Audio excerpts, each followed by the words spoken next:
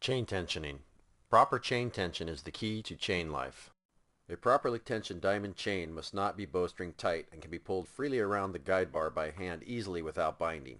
If the chain is too loose, it will come off the bar, or it will allow the drive sprocket to spin without turning the chain, which can chew up the chain drive links. If the chain is too tight, a lot of the saw's power goes into turning the chain rather than into the cut. In extreme over-tightened cases, the saw may not be able to turn the chain at all.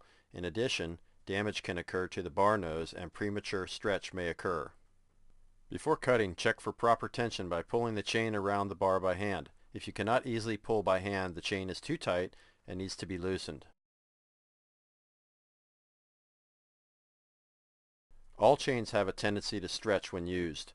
Diamond chains stretch more than wood cutting chains because of the abrasive materials they are cutting. When a chain stretches to a point where the drive links are hanging approximately a ½ inch to 3/4 of an inch below the bar, it is time to tension the chain. To tension the chain, first loosen the side cover nuts.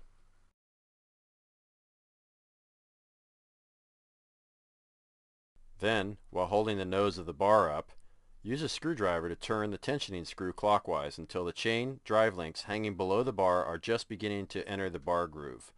Continue to hold up on the bar and firmly tighten the side cover nuts. Remember, it's the side cover nuts that hold the bar in position.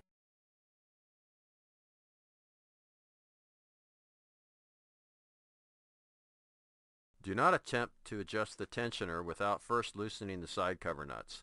Do not use the saw without making sure the side cover nuts are tight. If the side cover nuts are not tight, the bar can slip backwards during the cutting and break the tensioner pin. Concrete cutting chainsaws operate with looser chain tension than wood chainsaws. It is common, especially on gas-powered concrete cutting chainsaws, to have the drive links hang completely out of the bar. Wood cutting chainsaws use oil to lube the chain. The oil makes the chain very slippery and allows the drive links to fully nest between the teeth of the drive sprocket. Concrete cutting chainsaws require water for cooling and flushing the cut. Water is not as good as oil as a lubricant. Also, there are concrete particles mixed in the water. As a result, sometimes the drive links don't nest properly on the drive sprocket. When this happens, the chain acts like it got tighter. There seems to be tight and loose spots as you pull the chain around the bar. If you tension when the chain is in one of the loose spots, it will be too tight at some point in its rotation around the bar. Rotating the chain completely around the bar by hand will let you know you have the chain properly tensioned. To reduce chain stretch and tensioning downtime, use 20 psi or greater water pressure. Oil the chain at the end of the day to prevent rust, but be careful not to overtension in this condition. When pulling the chain around the bar by hand, be careful not to touch the bar with thumb or forefinger. The bar rails can be very sharp. Grab only the diamond segments to pull the chain. Always pull the chain away from the wall walker. The point of the wall walker can be very sharp. Always turn the engine off before tensioning the chain.